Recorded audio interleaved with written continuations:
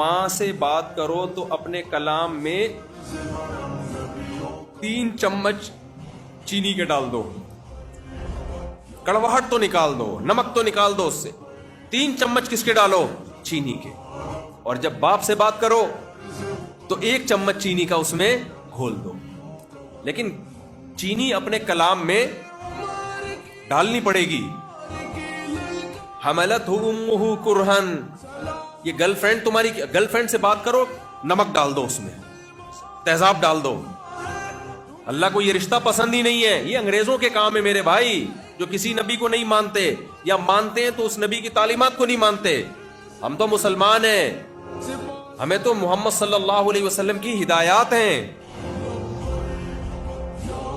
فلا تخضعن بالقول فیطمع الذی فی قلبہ مرض وقلن قولا معروفا. اللہ نے عورت کو بھی حکم دیا, یہاں خواتین بھی بیان سن رہی ہیں, کسی مرد سے بات کرنی ہو تو لہجے میں نرمی پیدا مت کرو.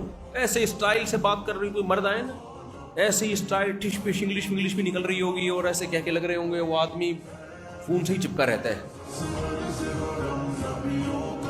بھائی اپنے شوہر سے ایسے بات کرو. شوہر سے کیسے بات ہو رہی ہے؟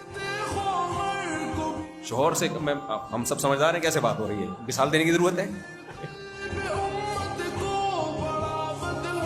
وہ ایک آدمی تھا, دونوں شادی شدہ تھے نا, دوست. ایک نے دوسرے سے پوچھا بتا تیری گھر میں کیسی گزر رہی ہے.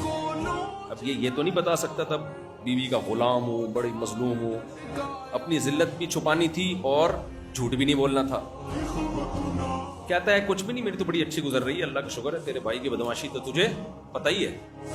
کہہ رہا ہے صبح اٹھتا ہوں, چائے اپنے لیے میں خود اس لیے بنا دیتا ہوں کہ یار میں خود اچھی چائے بنا لیتا ہوں, تو میں جب بناتا ہوں تو میں سوچتا ہوں چل تیری بھابھی کے لیے بھی 1 کپ اس میں ڈال دوں گا, جب بنی رہی ہے تو وہ بھی پی لے گی.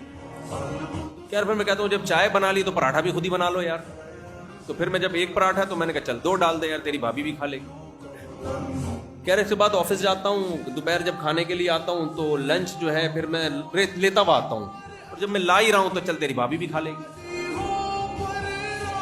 شام کی چائے تو تجھے پتا ہے, میں نے بتایا تھا چائے میں اپنے ہاتھ سے بناتا ہوں, پھر جب بناتا ہوں تو میں سوچتا ہوں 1 کپ اور ڈال دو, تیری بھابھی بھی پی لے گی. اور میں کہتا ہوں یار جب دن بھر کی جب میں نے خود ہی کیا ہے تو اس تکلف کی کیا ضرورت ہے, ڈنر بھی میں خود ہی بنا لوں, اور جب خود بنا رہا ہوں تو میں کہتا ہوں تیری بھابھی بھی کھا لے گی, یار اس میں شوربہ زیادہ کر دو.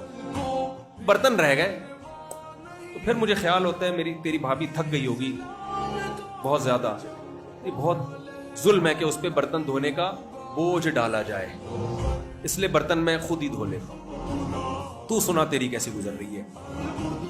میری کہتا ہے میری بھی ایسے کتوں جیسی گزر رہی ہے, لیکن مجھے ایسے بتانا نہیں آتا جیسے تجھے آتا ہے.